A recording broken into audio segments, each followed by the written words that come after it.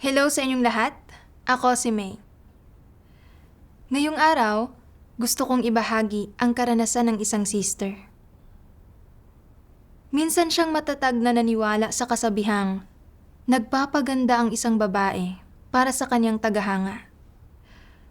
Nang makita niyang kumukupas na ang kanyang ganda at nagbabago ang kanyang katawan pagkatapos manganak at lumayo ang loob ng kanyang mister, sinubukan niya ang lahat para magpapayat at pagandahin ang sarili kahit na sa ikapapahamak ng kanyang kalusugan. Ngunit gaano man niya sinubukan, hindi niya nabawi ang puso ng kanyang mister.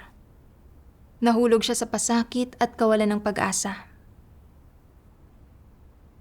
Ano ang nagpalaya sa kanya sa wakas mula sa pagdurusa na ito at tumulong sa kanya na mahanap ang halaga at kabuluhan sa buhay? Pakinggan natin ang kanyang kwento.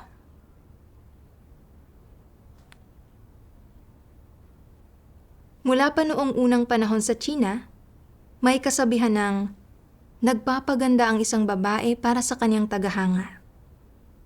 Maraming babae para maipakita ang kanilang alindog at para bigyang kasiyahan ang mga lalaking humahanga sa kanila ang nagsusumikap na palamutian at bihisan ang kanilang sarili. Hindi rin ako naiiba. Noong 17 taong gulang ako, natanggap ako sa isang vocational school sa kabisera ng probinsya. Umalis ako sa aming bayan sa lalawigan at pumunta sa malaking lungsod para mag-aral. Napakabago at napakaganda ng lahat. Habang nag-aaral, nakilala ko ang aking kasintahan at madalas kaming mag-usap at magkita. Para maganda ang maging impresyon niya sa akin, palagi kong pinag-iigihan ang aking pag-aayos kapag nagkikita kami. Madalas din niya akong isama para makilala ang kanyang pamilya at mga kaibigan. Gustong-gusto nila akong lahat at madalas akong purihin dahil sa aking ganda at karisma. Sa tuwing pinupuri nila ako, natutuwa talaga ang nobyo ko. Sabi niya, ipinagmamalaki niya ako kapag isinasama niya ako sa labas. Kaya palagi niya akong gustong isama saan man siya magpunta. Noong mga panahong iyon, hindi kami mapaghiwalay. Kalaunan, ikinasal kami. Sa simula, napaka-maalalahanin niya sa akin. Naaalala ko noong buntis ako, napakalubha ng morning sickness ko. At hindi ako makakain o makainom ng kahit ano. Palagi niya akong iniisip kapag nasa trabaho siya. At umuwi siya para alagaan ako sa tuwing may oras siya. Gumaan talaga ang loob ko. Pero pagkatapos isilang ang aming anak, bumaliktad ang mundo ko. Nagbago ang hubog ng katawan ko at hindi na ako kasing payat o kasing ganda ng dati. Araw-araw, abala ako sa pag-aalaga sa aming anak hanggang sa punto na halos hindi ko na kaya at wala na akong oras o gana para mag-ayos. Nang makita akong magbago mula sa isang batang dalaga tungo sa isang losyang na may bahay, hindi na pareho ang pakikitungo sa akin ng asawa ko. Hindi na niya ako inilalabas at sa halip, halos araw-araw siyang kasama ng barkada niya at bihira na siyang manatili sa bahay kasama ko. Sa tuwing gusto kong lumabas kaming mag-anak para mag-relax, tinatamad siya. Pero kapag mga kaibigan niya ang tumawag, agad siyang umaalis nang hindi nagdadalawang isip. Mahilig siyang mag-alaga ng aso. At isang beses, hindi ko na isara ng maayos ang pinto. At sa isang saglit na paglingat ko, nakatakbo palabas ang aso at hindi na bumalik. Dahil doon, nagalit siya sa akin at hindi umuwi ng 2 araw. Maraming ganoong pangyayari. Pakiramdam ko, wala siyang anumang pakialam sa akin at labis akong nasasaktan. Noong una, hindi ko maintindihan kung bakit ganoon kalaki ang ipinagbago ng pakikitungo sa akin ng asawa ko. Isang araw, pumunta sa bahay ko ang asawa ng pinsan ko at umabot pa sa puntong kinutya niya ako. Sabi niya, "Tiningnan mo na ba ang sarili mo sa salamin nitong kamakailan? Sobrang losyang ka na. Sinong lalaki ang magkakagusto sa iyo? Alam mo ba kung bakit ayaw umuwi ng asawa mo? Ako rin naman hindi uuwi kung ang madaratnan ko ay ganyan ang mukha." Sobrang nasaktan ako sa mga sinabi niya. Iyon pala, kaya ganoon ang pakikitungo sa akin ng asawa ko, ay dahil hindi na ako kasing ganda ng dati at nagsawa na siya sa akin. Para sa kanya, isa akong bagay na hindi siya nasisiyahan, pero hindi niya magawang itapon. Sobrang sakit ng nararamdaman ko, pero hindi ko alam kung paano isasalba ang sitwasyon. Kalaunan, nagpasya akong magsimula sa pamamagitan ng pagbago sa aking pangangatawan. Sinimulan kong pagtuunan ang pagpapaganda at pagpapapayat. Para pumayat, madalas akong uminom ng mga pampapayat na tableta at bumili ng mga shapewear. Nagpa-acupuncture at nagpabinto sa panga ako. Sinubukan ko ang lahat ng paraan para pumayat. Dahil sa sobra kong pagpapapayat, madalas akong makaramdam ng pagkahilo at pagduduwal. At kapag malala na talaga, hindi na ako makagalaw habang nakahiga sa kama. Sobrang sakit ng nararamdaman ko at ayaw kong sirain ang sarili ko ng ganito. Pero kapag naiisip ko ang makuhang muli ang pagmamahal ng asawa ko, nagtitiimbagang ako at tinitiis ang lahat ng sakit. Nagbunga ang pagsisikap ko. Sa pagtitiyaga ko sa aking programa ng pagpapapayat, sa wakas ay pumayat ako ng husto. Nagsimulang magbago ang tingin sa akin ng asawa ko at mas naging mabuti ang pakikitungo niya sa akin kaysa dati. Kung minsan, isinasama pa niya ako sa mga pagtitipon ng mga kaibigan niya. Tila bumalik na sa wakas ang matagal kong nawalang kaligayahan. At tuwang-tuwa ako. Sa puso ko, lalo pa akong nakumbinsi na may katwiran talaga ang kasabihang nagpapaganda ang isang babae para sa kanyang tagahanga. Pero hindi nagtagal ang magagandang panahon. Ang mga pagbabago ko ay tila isang panandaliang interes lang sa paningin ng asawa ko. At sa paglipas ng panahon, bumalik siya sa dati niyang gawi. Bihira pa rin manatili sa bahay para samahan ako.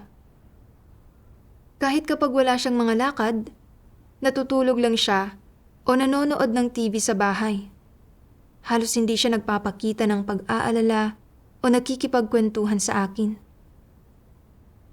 Labis akong nanlulumo at dismayado. Binitiwan ko ang aking trabaho at itinigil ko ang pakikisalamuha sa lahat ng aking mga kaibigan noon. At sa kanya lang ako umasa. Alang-alang sa kanya, hindi ko lang inako ang lahat ng gawaing bahay, kundi inalagaan ko rin ang bata at matanda sa aming pamilya, kasabay pa ng pagtuon sa pagpapapayat at pagpapaganda para mahalin niya ako.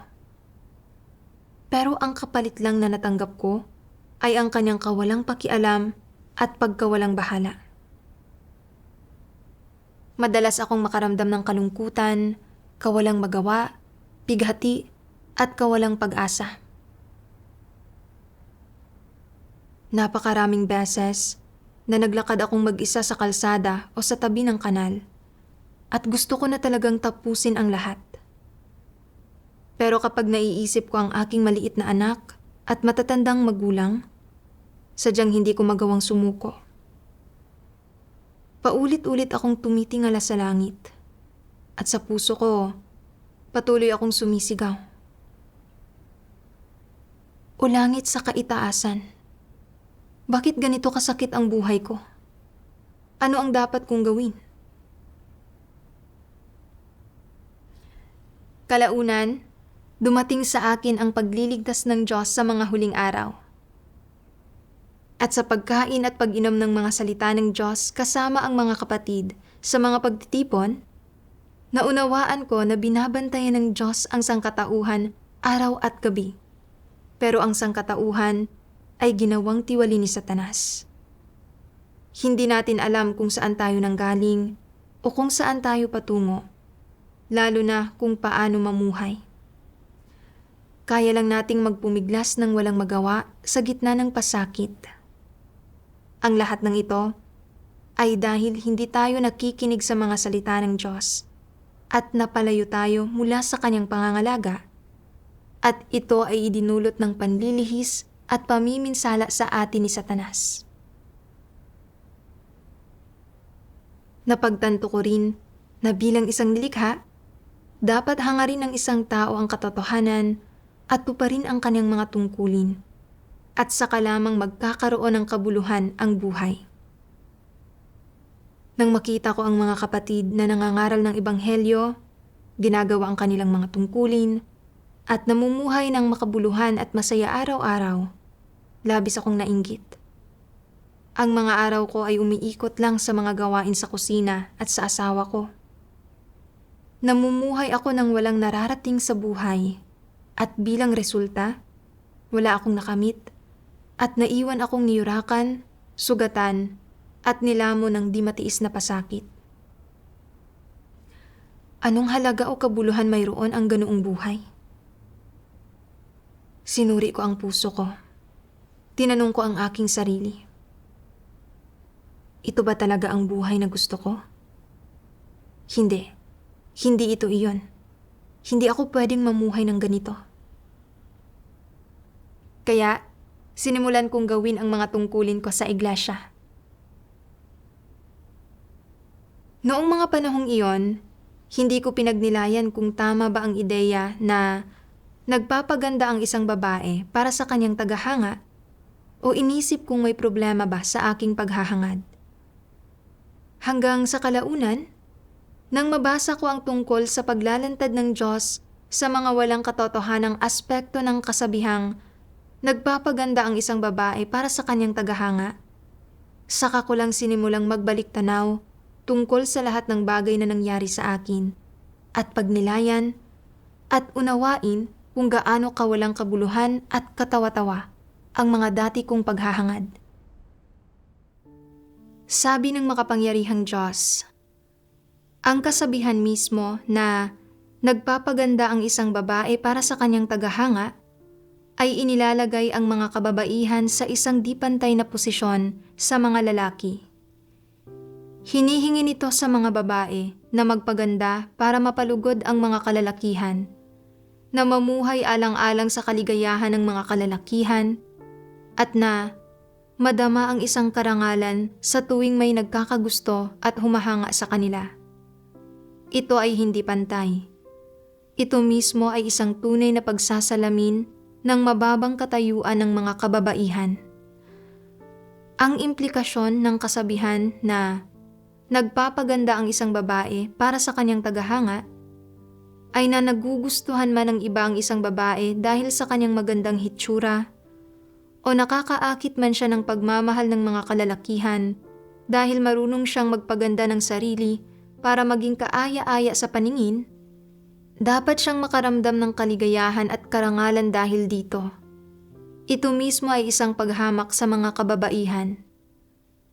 Sinasabi ng kasabihang ito sa mga babae na ang halaga ng kanilang pag-iral, ang pinagmumula ng kanilang kaligayahan, ay ang magkaroon ng isang tao na nagkakagusto sa kanila, at na kung walang nagkakagusto sa kanila, dapat maramdaman nila na sawimpalad sila at sumama ang loob nila, at dapat nilang pagnilayan kung bakit walang nagkakagusto sa kanila, at kung bilang mga kababaihan, namumuhay ba sila ng isang buhay na walang halaga at bigo. Kaya, hindi ba't ang kasabihan na nagpapaganda ang isang babae para sa kanyang tagahanga ay isang paghamak sa mga kababaihan? Oo. Sa parirala na Nagpapaganda ang isang babae para sa kanyang tagahanga, hindi ba't ang tagahanga ay karaniwang tumutukoy sa isang lalaki? Ang kasabihang ito mismo ay naglalagay sa mga kalalakihan sa posisyon ng mga Panginoon na mas mataas kaysa sa mga kababaihan.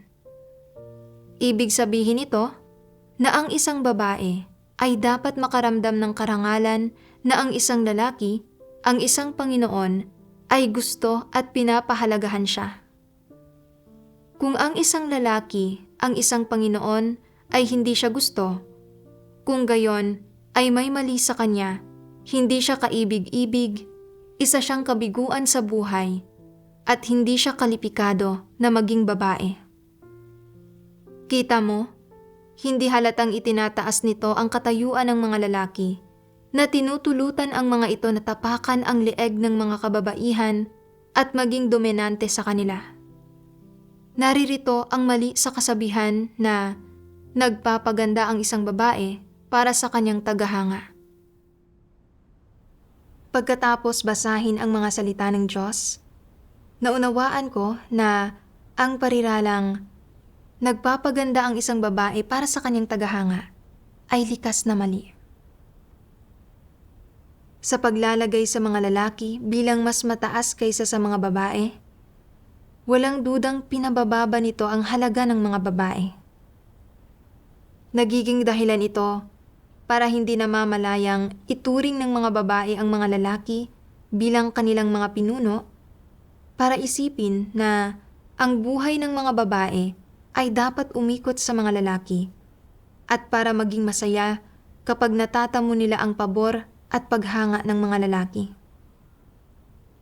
Ang ideyang ito ay nagpapaisip sa mga babae na kung walang pabor at paghanga ng isang lalaki, walang halaga ang kanilang buhay, na para bang talagang likas sa mga babae na mabuhay lamang para sa kasiyahan ng mga lalaki. Labis na katawa-tawa at hindi patas ang pananaw na ito para sa mga babae. Mula pa noong teenager ako, malaki na ang naging impluwensya sa akin ng kasabihang ito. Naniwala ako na kung makukuha ng isang babae ang pagmamahal ng isang lalaki, magiging masaya at walang alalahanin ang kanyang buhay. Kaya matagal ko nang pinangarap na makahanap ng asawang magmamahal at mag-aalaga sa akin. At inakala kong ang paghawak sa kanyang kamay habang kami ay magkasamang tumatanda, ang tanging paraan para mamuhay ng tunay na masaya. Kalaunan, nakilala ko ang kasalukuyan kong asawa. At noong mga panahong iyon, ako ay bata pa, marikit, at maganda ang pangangatawan, at gustong-gusto niya ako. Sa tuwing may oras siya, inilalabas niya ako para magsaya. At isinasama rin niya ako para makilala ang kanyang pamilya at mga kaibigan. Pinupuri ng lahat ang itsura ko, at dahil dito, lalo pa niya akong binigyang layaw. Nalunod ako sa napakagandang pag-ibig na ito at napakasaya ko. Para mapanatiling sariwa ang pag-ibig, pinag-iigihan ko ang aking pag-aayos sa tuwing nagkikita kami, para makita niya ang aking pinakakaakit-akit na anyo. Pagkatapos naming ikasal, nanganak ako, at mula sa pagiging batang dalaga, naging losyang na may bahay ako. Lumala ang pakikitungo sa akin ng asawa ko, at ang paghanga niya ay unti-unting naging paghamak. Para makuha ang pabor ng asawa ko at mapanatili ang aming masayang pagsasama, nagpaganda ako, nagpapayat, at sinubukan ko ang lahat ng paraan para baguhin ang sarili ko. Kahit na mga hulugan itong masira ang katawan ko, wala akong pakialam. Nang makita kong bumuti ang pakikitungo sa akin ng asawa ko, labis akong nasiyahan at lalo kong itinuring ang nagpapaganda ang isang babae para sa kanyang tagahanga bilang susi sa pagpapanatili ng aming pagsasama. Inako ko rin ang lahat ng gawaing bahay, pinanatiling malinis ang bahay, at nag-ayos ako ng maganda. Ibinuhos ko sa aking asawa ang buong puso at isipan ko. Pero ang naging kapalit lang nito ay ang kanyang kawalang pakialam. Pakiramdam ko, wala nang pag-asa sa buhay. At ayaw ko nang mabuhay pa. Sa pamamagitan ng pagkain at pag-inom ng mga salita ng Diyos, naunawaan ko na ang lahat ng pagdurusa na tiniis ko ay dala sa akin ni Satanas. Dati, sinusunod ko ang satanikong maling paniniwala at maling kaisipan na nagpapaganda ang isang babae para sa kanyang tagahanga at ginugol ko ang lahat ng oras ko sa pag-iisip kung paano siya palulugurin at mapapanatili ang kanyang puso at iniasa ko ang aking kaligayahan sa aking asawa. Pero ang kapalit ay walang katapusang pasakit at kapaitan lamang. Napakatanga at napakahangal ko pala. Pagkatapos ay nabasa ko ang isa pang sipi ng mga salita ng Diyos na nagbigay daan sa akin na mas malinaw pang makita ang maling kaisipang ito na nagpapaganda ang isang babae para sa kanyang tagahanga. Sabi ng makapangyarihang Diyos, nagugustuhan ba ng mga kalalakihan ang mga kababaihan dahil lang sa kanilang hitsura at mga pagpapaganda? O nagugustuhan ba nila ang mga kababaihan dahil lang nakikita nila na ang mga ito ay malumanay, mabuti, may dignidad at magiliw? Gusto ba ng mga kalalakihan ang mga kababaihan para lang maging kaaya-aya sa mga mata nila? Hindi. Ito ay para tugunan ang sexual na pagnanasa ng laman. Kung gayon, ay ano ang layo ng pagsubok ng mga kababaihan na palugurin at pasayahin ang mga lalaki? Ito rin ay para bigyang layaw ang sexual na pagnanasa ng laman.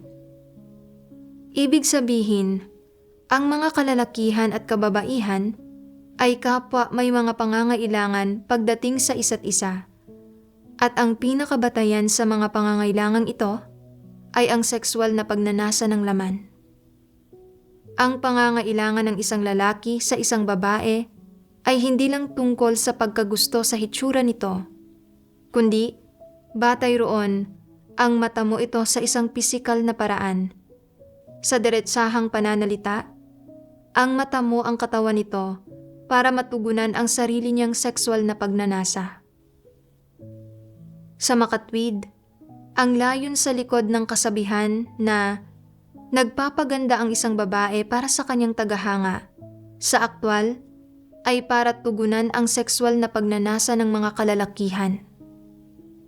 Hinihingi nito sa mga kababaihan na hindi lang gawing kaaya-aya sa mga lalaki ang kanilang hitsura at mga pagpapaganda, kundi para din tugunan ang sexual na pagnanasa ng mga kalalakihan.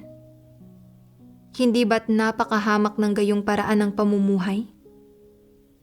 Kung iniisip pa rin ng mga kababaihan na tama ang kasabihang ito, na isa itong bagay na dapat nilang makamit at sundin, kung gayon ay hinahamak ng mga kababaihan ang sarili nila. Ang mga lalaki ay may mga sexual na pangangailangan sa mga babae at gustong paglaruan ang katawan ng mga ito. Kung ang mga kababaihan, sa halip na makita ito bilang kasuklam-suklam at kamuhi-muhi, ay nagpapaganda pa rin para sa kanilang mga tagahanga, na pakiramdam nila ay ito ang pinakamalaking karangalan sa buhay nila, ang pinakamataas na karangalan, hindi ba't hinahamak nila ang sarili nila? Oo. Ito ay ganap na pagkakait sa mga kababaihan ng kanilang mga karapatan. Hindi lang nito pinagkakaitan ang mga kababaihan ng kanilang karapatan na umiral, ng kanilang dignidad, at ng kanilang mga karapatang pantao, kundi ipinapaisip din ito sa kanila na ito ang pinakamalaking karangalan. Hindi ba't malupit ito? Labis itong malupit. Bukod sa kawalan ng autonomiya at kawalan ng anumang mga karapatang pantao, ang kaligayahan, kagalakan at kasiyahan ng isang babae ay makakamit lang batay sa pagpapalugod sa mga kalalakihan at ganap na pagpapasaya sa mga ito. Anumang uri ng di makataong pagtrato ang pinagdurusahan ng mga kababaihan, hinihingi pa rin sa kanila na ipagmalaki ito. Hindi ba't ito ay pang-aabuso at pagwasak sa mga kababaihan?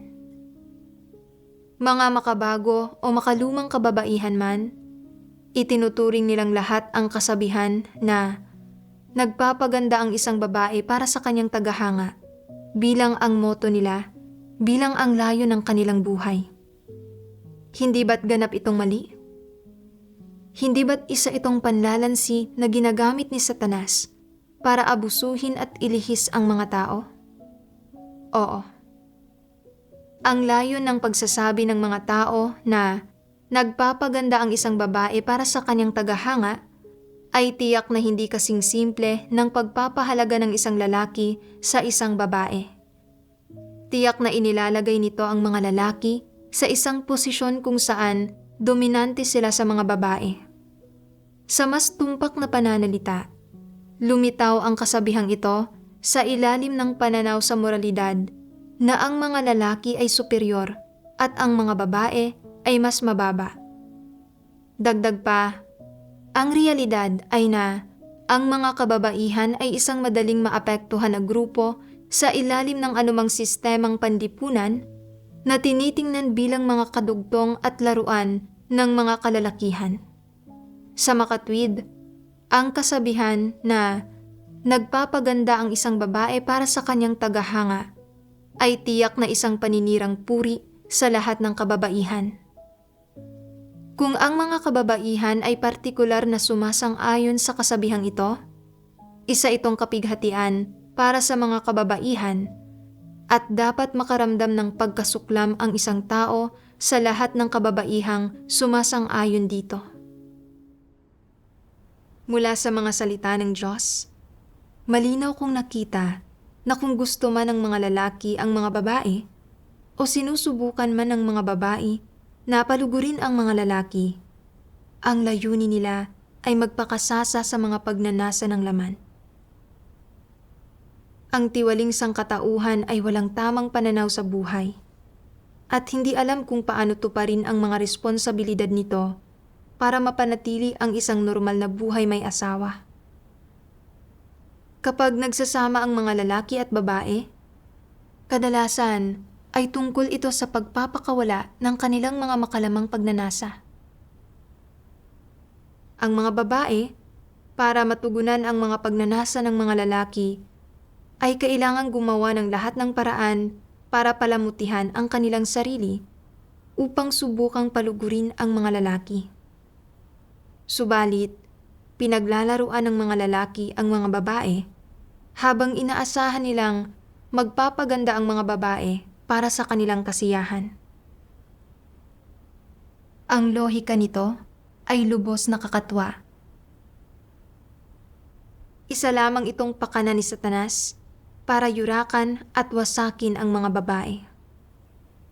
Kung hindi dahil sa paglalantad ng Diyos sa lahat ng ito, iisipin ko pa rin na tama ang kasabihang ito. Napakatanga at napakahama ko pala.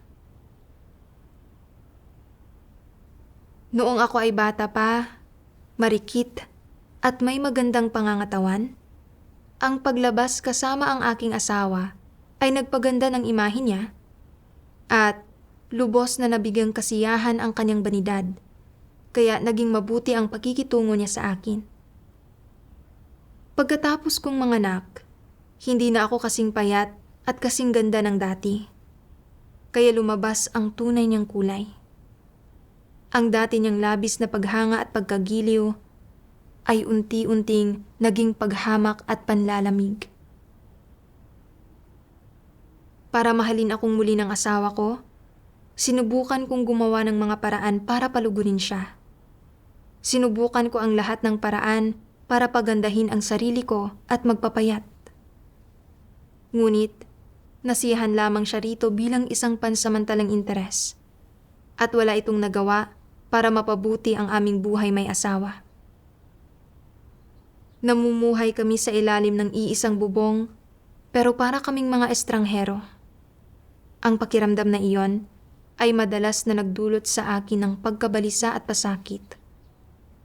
Humantong pa nga na maisip kong tapusin na ang aking buhay.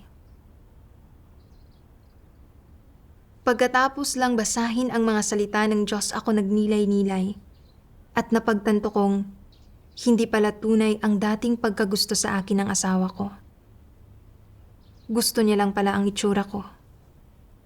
Sa diretsahang pananalita, gusto niya lang ako dahil sa aking kabataan at kagandahan.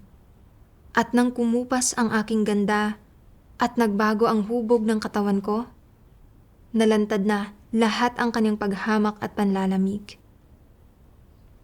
Hindi pala talaga siya nagmalasakit sa akin at hindi niya naunawaan kung paano tuparin ang kanyang mga tungkulin bilang asawa. Paano magiging masaya ang ganoong pagsasama? Itinali ko sa pagpapalugod sa aking asawa ang aking mga pananaw sa buhay at mga pinahahalagahan.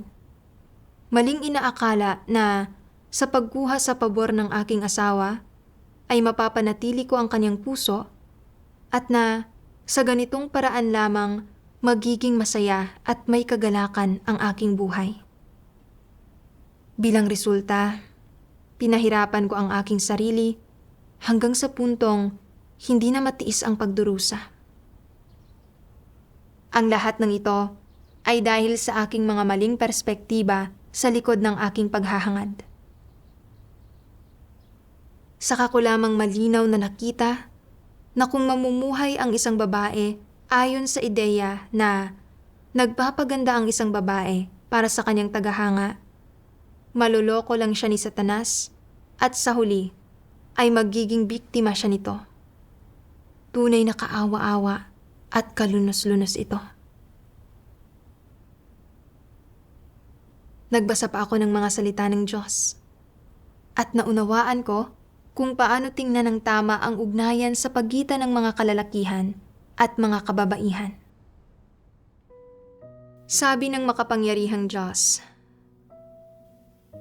nakikita mo na ba ngayon ng malinaw kung ang kasabihan na nagpapaganda ang isang babae para sa kanyang tagahanga ay tama o hindi?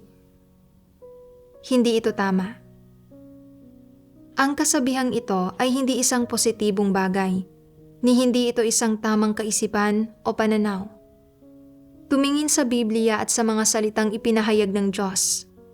Mayroon bang anumang pangungusap na nagsasabi sa mga kababaihan na dapat silang magpaganda para sa mga humahanga sa kanila? Mayroon bang anumang pangungusap na naghahati sa katayuan ng mga kalalakihan at kababaihan sa mga antas na nagsasabi na ang mga lalaki ay nakatataas sa mga babae? Wala. Walang ganoon. Ang nakatala sa aklat ng Genesis sa Biblia ay na ang babae ay buto ng mga buto ng lalaki at laman ng laman nito. Ang mga lalaki at mga babae ay kapwa mga tao na nilikha ng Diyos. Pantay sila sa harap ng Diyos nang walang pagkakahati ng mga antas, nang walang pagkakaiba sa pagitan ng nakatataas at ng nakabababa. Ang paghahati sa mga tao sa nakatataas at nakabababa at pagtukoy ng mga antas ng katayuan ay isang bagay na ginagawa ni Satanas. Ito ay tunay na pruweba ng pang-aapi at pang-uusig ni Satanas sa mga kababaihan. Simula nang likhain ng Diyos ang sangkatauhan sa umpisa, ang mga kalalakihan at kababaihan ay pantay sa mga mata ng Diyos. Sila ay kapwa mga nilikha at pakay ng pagliligtas ng Diyos. Hindi kailanman sinabi ng Diyos na ang mga kalalakihan ay nakatataas at na ang mga kababaihan ay nakabababa, ni hindi niya kailanman sinabi na ang mga kalalakihan ay dapat na ang pinuno ng mga kababaihan o ang kanilang mga Panginoon, na ang mga kalalakihan ay dapat na maging dominante sa mga kababaihan, na dapat maging prioridad ang mga kalalakihan kaysa sa mga babae sa anumang gawain, O na ang mga kalalakihan ay may sarili nilang mga opinyon at ang mga pangunahing pwersa, habang ang mga kababaihan ay dapat na mas makinig sa mga kalalakihan. Hindi kailanman sinabi ng Diyos ang gayong mga bagay.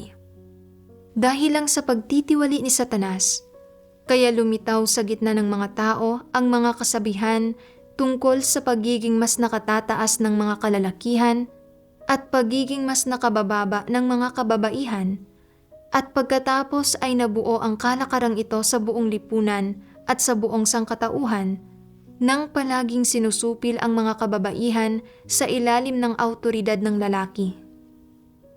Dahil sa kawalan ng pagkaunawa sa katotohanan, pagkatapos maimpluwensyahan at malihis ang mga kababaihan ng lahat ng uri ng masasamang kalakaran ni Satanas, pakiramdam nila ay sekundarya sila sa mga kalalakihan at mas mababa ang katayuan nila kaysa sa mga kalalakihan. Iyon ang dahilan kung bakit hanggang sa kasalukuyang panahon, maraming kababaihan pa rin ang naniniwala na ang kasabihan na nagpapaganda ang isang babae para sa kanyang tagahanga ay tama. Ito ay isang napakalungkot na bagay. Kung hindi nauunawaan ng mga tao ang katotohanan, nalilihis at nakokontrol pa rin sila ng iba't ibang kaisipan at pananaw ni Satanas sa maraming partikular na usapin. Kahit ang maliit na usaping ito ay isang napakalinaw na paglalarawan, hindi ba?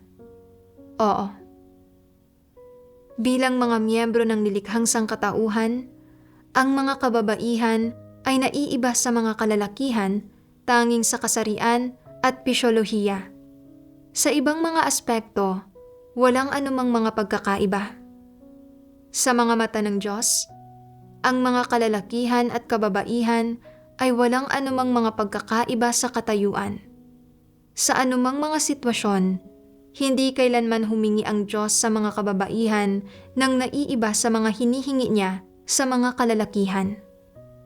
Sa mga aspekto gaya ng bilang ng mga taong hinihirang ng Diyos, ng pag-asa ng kaligtasan, ng kanilang mga oportunidad na gumampan ng mga tungkulin, ng mga tungkuling maaari nilang gampanan, at ng gawaing maaari nilang gawin. Sa pangkalahatan, ang mga kababaihan ay pantay sa mga kalalakihan. Ang mga kababaihan ay hindi mas mababa kaysa sa mga kalalakihan. Ito ang aktwal na sitwasyon.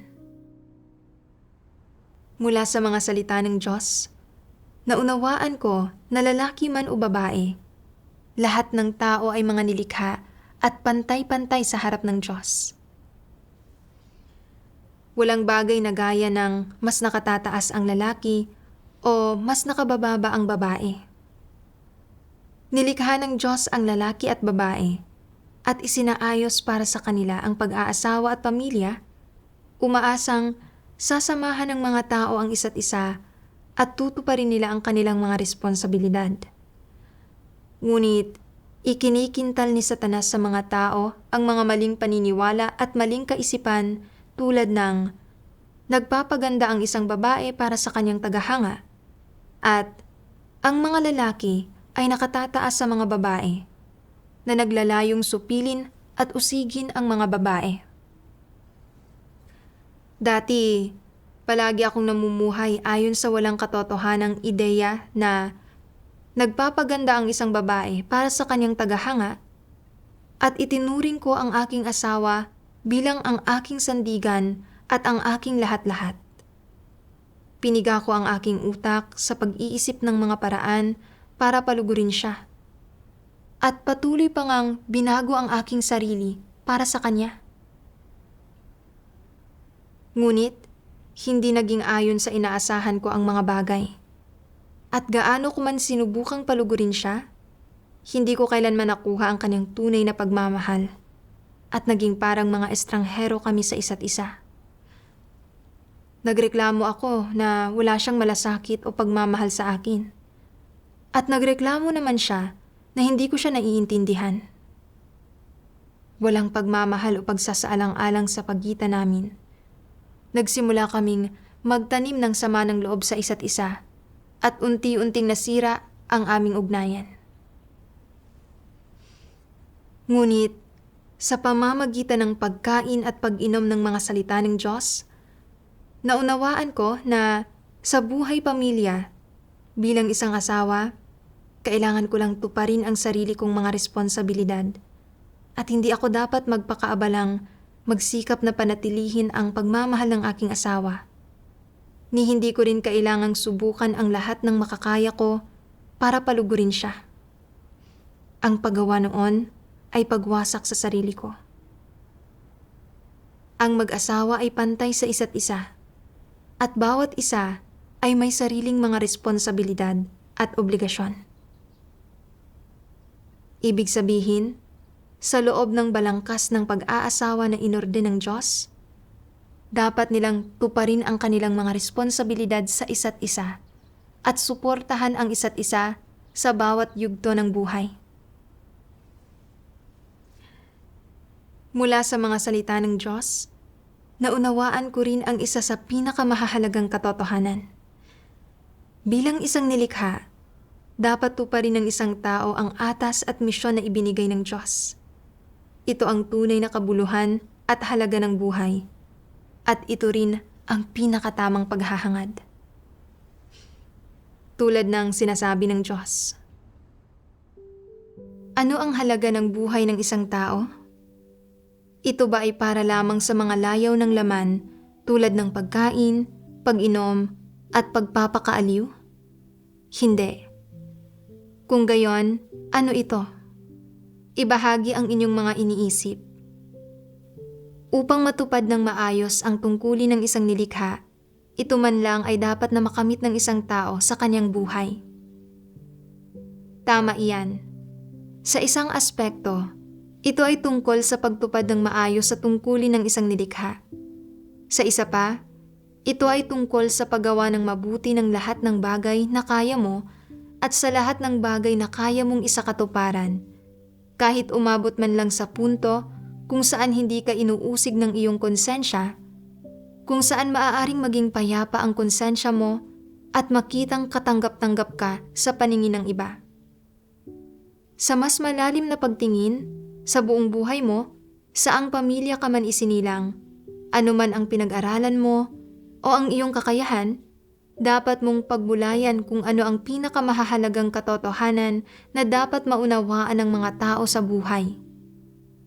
Halimbawa, anong uri ng landas ang dapat tahakin ng mga tao, pati na kung paano sila dapat mamuhay para magkaroon ng mga makabuluhang buhay. Kahit papaano, ay dapat tuklasin mo ng kaunti ang tunay na halaga ng buhay. Hindi mo maaaring ipamuhay ang buhay na ito ng walang saysay at hindi ka maaaring pumarito sa mundong ito ng walang saysay. Sa isa pang aspekto, habang nabubuhay ka, dapat mong tuparin ang iyong misyon. Ito ang pinakamahalaga. Hindi ang pagtapos ng isang malaking misyon, tungkulin, o responsibilidad ang pag-uusapan natin. Pero kahit papaano, dapat may maisakatuparan ka. Halimbawa, sa iglesia, ibinubuhos ng ilang tao ang lahat ng kanilang pagsisikap sa tungkulin ng pangangaral ng Ebanghelyo. Inilalaan ang lakas ng kanilang buong buhay, nagbabayad ng malaking halaga, at nakapagpapabalik loob ng maraming tao. Dahil dito, pakiramdam nila ay hindi naging walang kabuluhan ang buhay nila at na mayroon silang halaga at nagdadala sa kanila ng kaginhawaan. Kapag nahaharap sa sakit at kamatayan o kapag ibinubuod ang kanilang buong buhay, ginugunita nila ang lahat ng kanilang ginawa, ang landas na kanilang tinahak at nakakasumpong sila ng kaginhawaan sa kanilang puso. Malaya sila sa pag-aakusa sa sarili at sa pagsisisi. Ang ilang tao ay nagsisikap ng husto habang naglilingkod bilang leader ng iglesia o habang responsable para sa isang partikular na aspekto ng gawain. Ginagawa nila ang pinakamakakaya nila, ibinibigay ang lahat ng kanilang lakas, iginugugol ang lahat ng dugo ng kanilang puso, at binabayaran ang halaga para sa gawain nila. Sa pamamagitan ng kanilang pagdidilig, pamumuno, tulong at suporta, maraming tao na nasa gitna ng pagkanegatibo at kahinaan ang nagiging matatag at naninindigan, hindi umaatras, at sa halip ay bumabalik sa presensya ng Diyos at nagpapatotoo pa nga para sa Kanya sa wakas. Higit pa rito, sa panahon ng kanilang pamumuno, na isa sa katuparan nila ang maraming mahalagang gampanin. Inaalis ang higit sa iilang masamang tao, pinoprotektahan ang maraming hinirang ng Diyos, at binabawi ang ilang mabigat na kawalan. Ang lahat ng ito, at higit pa, ay nagaganap sa panahon ng kanilang pamumuno. Sa pagbabalik tanaw sa landas na kanilang tinahak, sa paggunita sa gawain nila at sa halagang binayad nila sa paglipas ng mga taon, wala silang nararamdamang pagsisisi o pagkakonsensya. Wala silang nararamdamang pagsisisi tungkol sa paggawa ng mga bagay na ito at naniniwala sila na namuhay sila ng buhay na may halaga at nakakaramdam sila ng kapanatagan at kaginhawaan sa puso nila. Kamangha-mangha iyon. Hindi ba't ito ang bungang nakamit nila? Oo. Ang pakiramdam na ito ng kapayapaan at kaginhawaan at ang kawalan na ito ng pagsisisi. Ang mga ito ang resulta at ani ng paghahangad sa mga positibong bagay at sa katotohanan. Huwag nating taasan ang ating ekspektasyon sa mga tao. Isaalang-alang natin ang isang sitwasyon kung saan nahaharap ang isang tao sa isang gampanin na dapat niyang gawin o handa silang gawin sa kanyang buhay. Matapos mahanap ang kanilang lugar, matatag silang naninindigan sa kanilang posisyon, pinanghahawakan ang kanilang posisyon, ginugugol ang lahat ng dugo ng puso nila at ang lahat ng enerhiya nila, at ginagawa ng mabuti at tinatapos ang dapat nilang gawin at tapusin. Kapag sa wakas ay tumayo na sila sa harap ng Diyos upang magbigay ulat, medyo nasisiyahan sila. Walang paratang o pinagsisisihan sa kanilang puso. Nakakaramdam sila ng kaginhawahan at nararamdaman nilang may nakamit sila, na nakapamuhay sila ng buhay na may halaga. Naisip ko kung gaano karaming babae ang nabubuhay para sa kanilang mga asawa. Ginugugol ang kanilang buong buhay sa pagsisikap na palugurin ang kanilang mga asawa. Bagamat maaaring mapanatili nilang maayos ang kanilang pagsasama at pamilya, hindi nila alam kung para saan dapat mabuhay ang isang tao o kung paano mamuhay ng may tunay na halaga. Kung hindi ito nalalaman, anong kabuluhan mayroon ang kanilang buhay? Sa huli, hindi ba't nabubuhay lang sila ng walang kabuluhan? Naisip ko kung paano ko dating hinangad ang kaligayahan sa pag-aasawa. Gumawa ko ng lahat ng uri ng walang kabuluhang bagay para lang subukang palugurin ang aking asawa. At tiniis ko ang napakaraming hindi kinakailangang pagdurusa. Pero sa huli, ano ang napala ko maliban sa isang napinsalang katawan? Sa pagninilay-nilay, ang karanasang iyon ay talagang tumatak sa aking alaala. Iyon ang pinakamababang punto ng aking buhay at ang panahon kung kailan ako pinakawalang pag-asa at pinakanasaktan. Ang mga salita ng Diyos ang nagpaunawa sa akin na ang tiwaling sangkatauhan ay puno ng mga disposisyon ni Satanas, puno ng pagnanasa at ganap na walang alam kung ano talaga ang pag-ibig, lalo na kung paano panatilihin ang kanilang sariling pagsasama. Ginagamit at nililinlang lang ng mga tao ang isa't isa. Walang tunay na pag-ibig. Tanging ang pag-ibig ng Diyos para sa sangkatauhan ang walang pag-iimbot, walang transaksyon, at walang hinihingi. Ito ang pinakatotoo at pinakatunay na pag-ibig. Kung nabubuhay ang isang babae para lamang palugurin ang kanyang asawa nang hindi hinahangad ang katotohanan o ginagawa ang tungkulin ng isang nilikha, napakahamak talaga ng ganoong buhay. Ngayon, umalis na ako ng bahay para gawin ang aking tungkulin at sa proseso ng paggawa ng aking tungkulin, nakatuon ako sa pagsusuri kung anong mga tiwaling disposisyon at walang katotohanang kaisipan at pananaw ang mayroon ako at sadya kong hinahanap ang katotohanan para lutasin ang mga ito.